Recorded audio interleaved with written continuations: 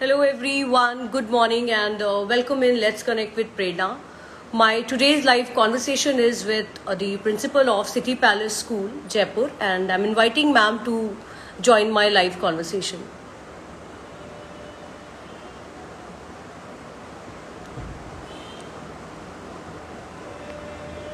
To join my live conversation today, and she'll be live with us in some time.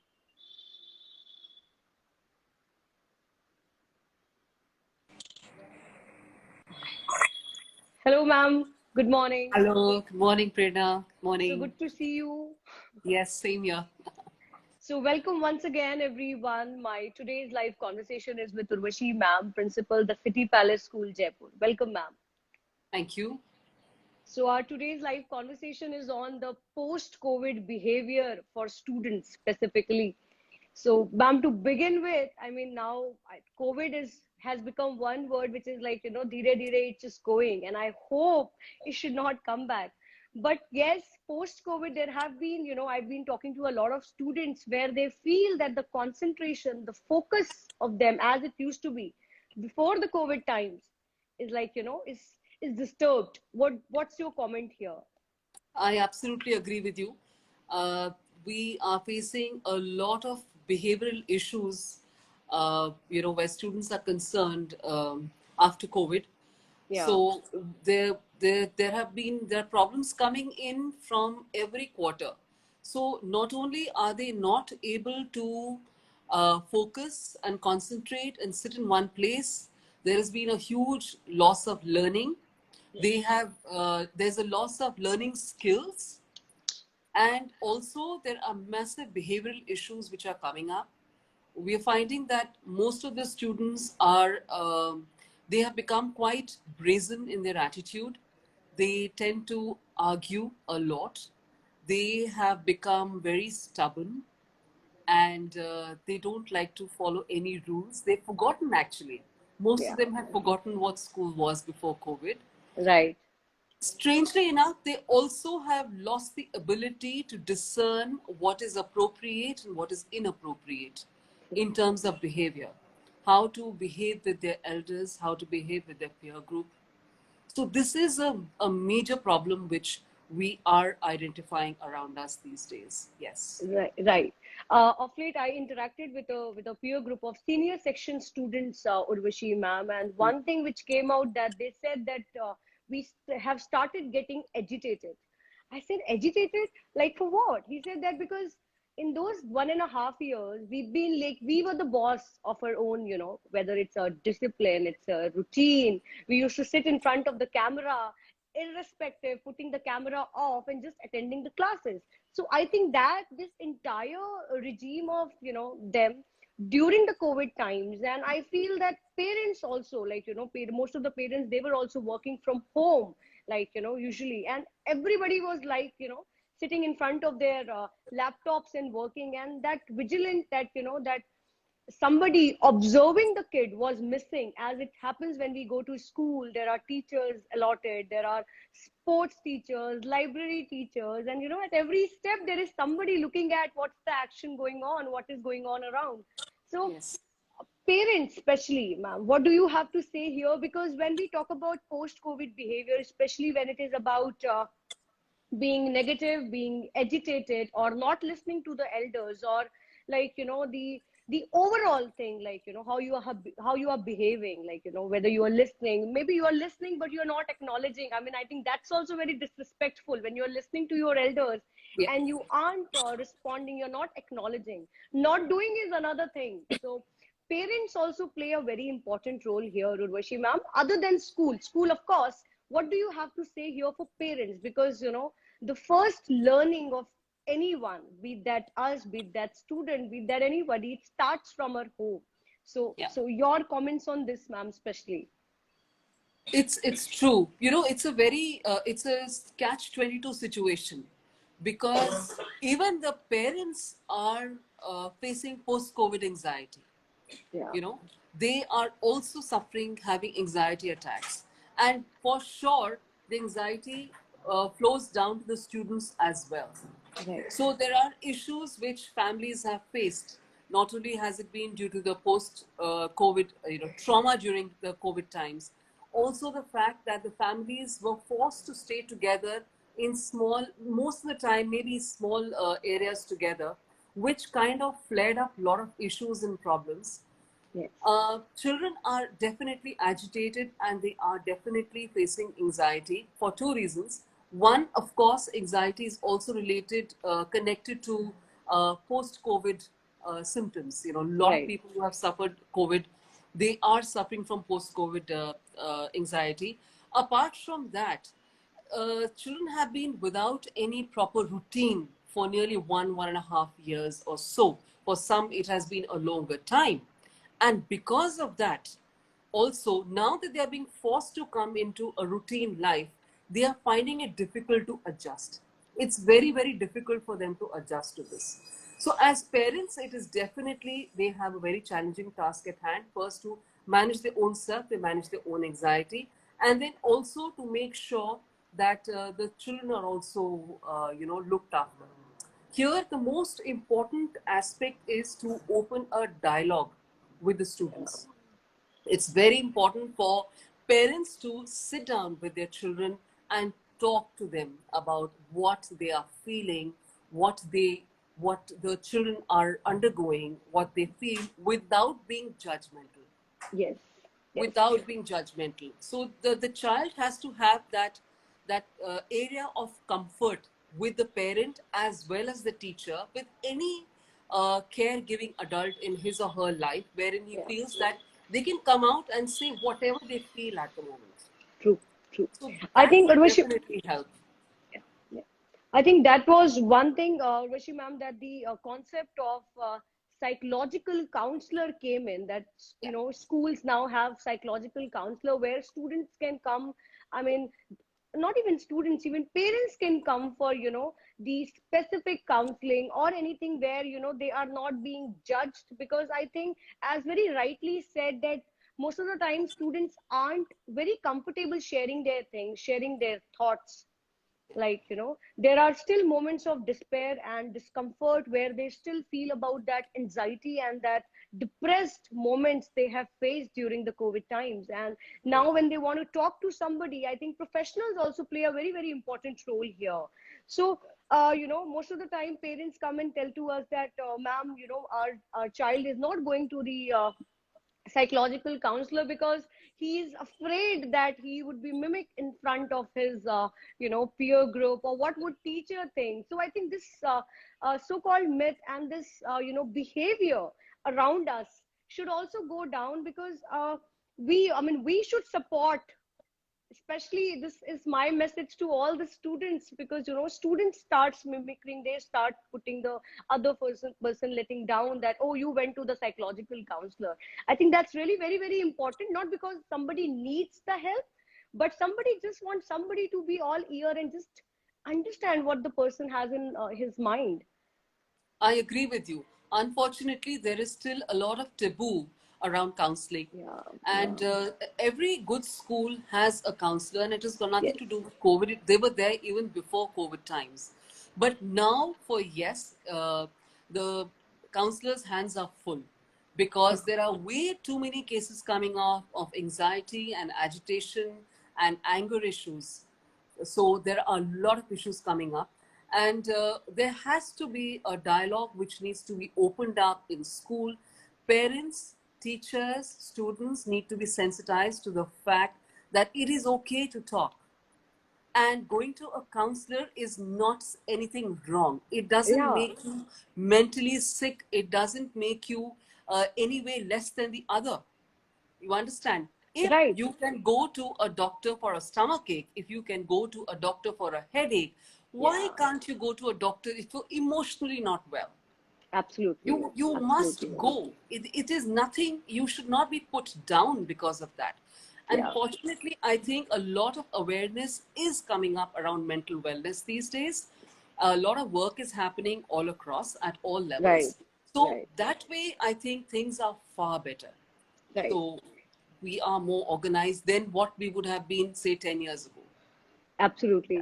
One more very important thing, Urvashi ma'am, like, as I said, like parents also, like, home especially plays a very important role when it is about mental health, or it is about the overall well-being. Especially, I think similarly, school also plays a very, very important role. The activities, the surroundings, the co-curricular activities. So I would like here you to, share any experience or any suggestion or an advice that how school plays such an important role, and that students should also be very, very engaging, because I think school comes up with a lot of ideas. It's at times students, they are not engaging with those activities to get the maximum out of that benefit. That's true. See, the first challenge that we realized was to make the children come to school. Yeah. Because after COVID, the younger ones were very eager to get back to school. They were just dying to get back to school, to their teachers, to their friends. The older ones were very reluctant to come back because they had become too complacent with whatever routine or non-routine that they had been following all True. this while. It was difficult. So it was a challenge for us as a school to bring everybody back to school and to make them also become comfortable with the school routine. So what we decided that we are not going to start school with pure academics, Okay. and we decided to open up with experiential learning classes wherein the children would be introduced to their academics along with doing a lot of practical activities.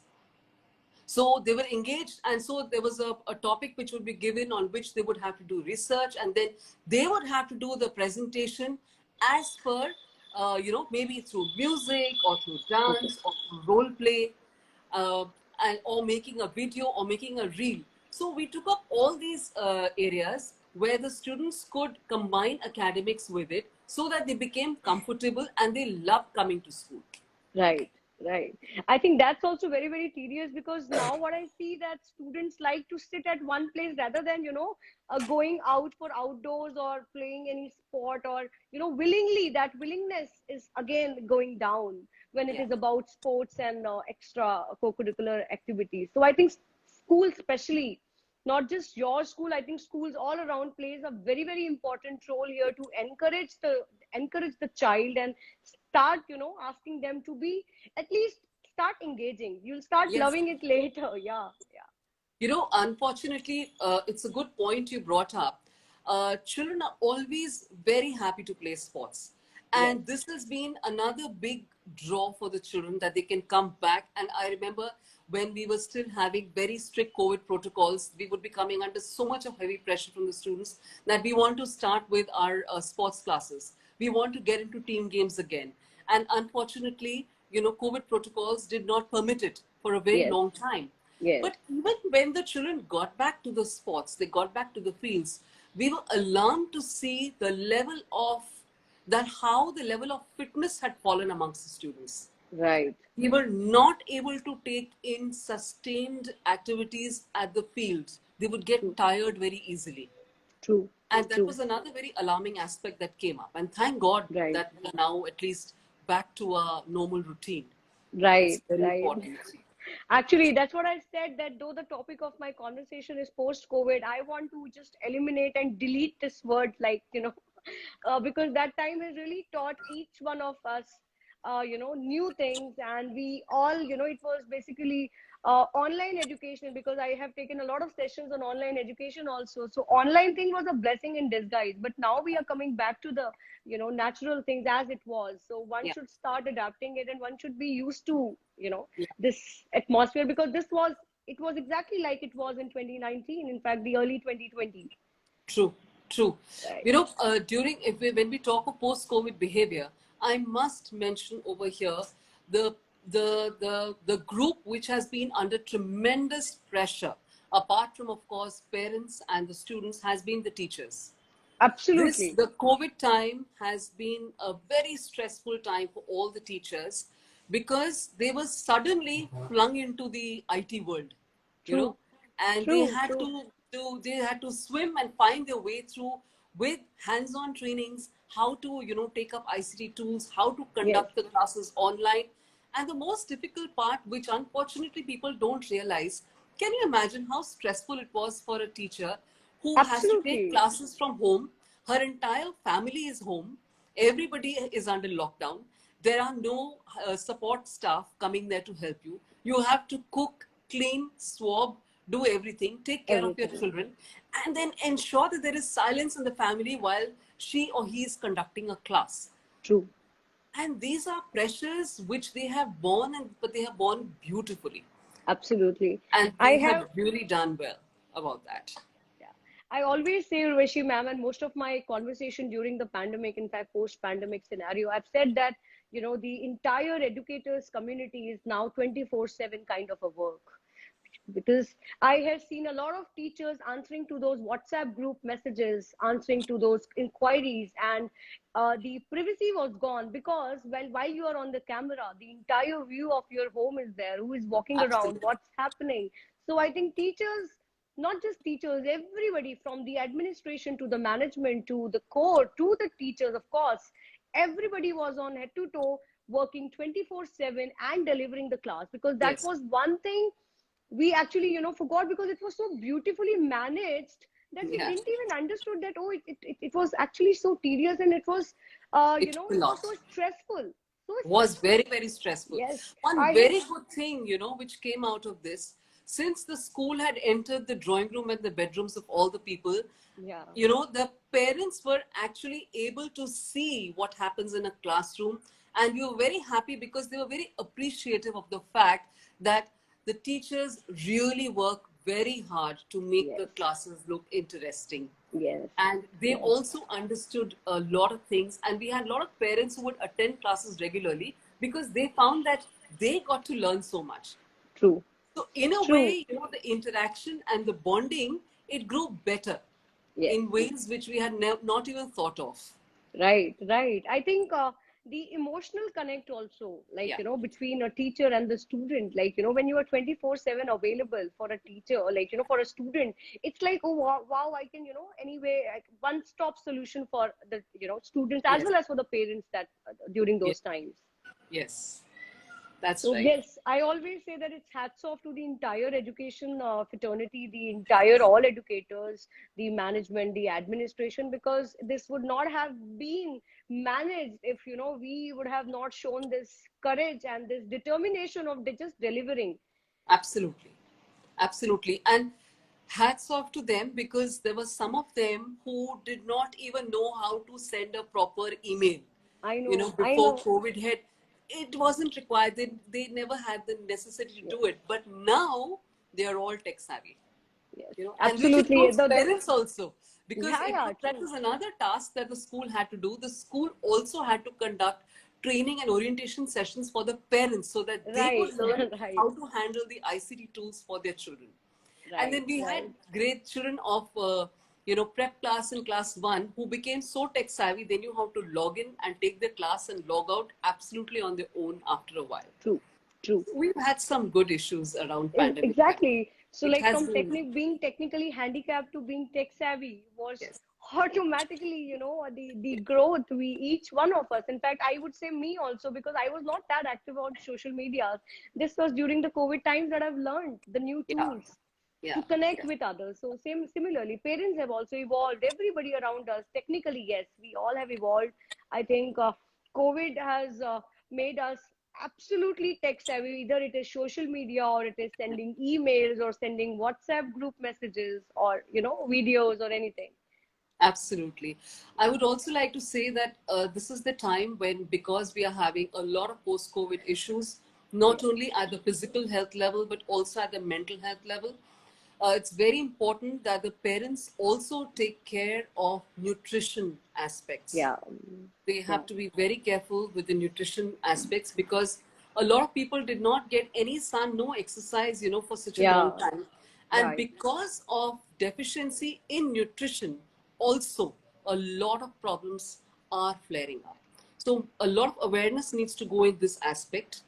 One is Yes, opening dialogues yes, between family members, opening a dialogue if going to a counselor if required, taking up nutrition issues very seriously. If these points are looked into, and coming back and making a proper routine, you true, know, for true, for the students, for the children in their true. homes, I think a lot of issues can be handled. and they are getting handled. So thank you so much, Urvashi ma'am, for coming live with me today and giving me your time. It was really wonderful, with this interaction. Yeah. Thank you so much. Thank It you. was wonderful to be here too. Thank you so Yes, much. thank you. Thank you, everybody who watched us. Thank you, ma'am. Have a good day. Good day.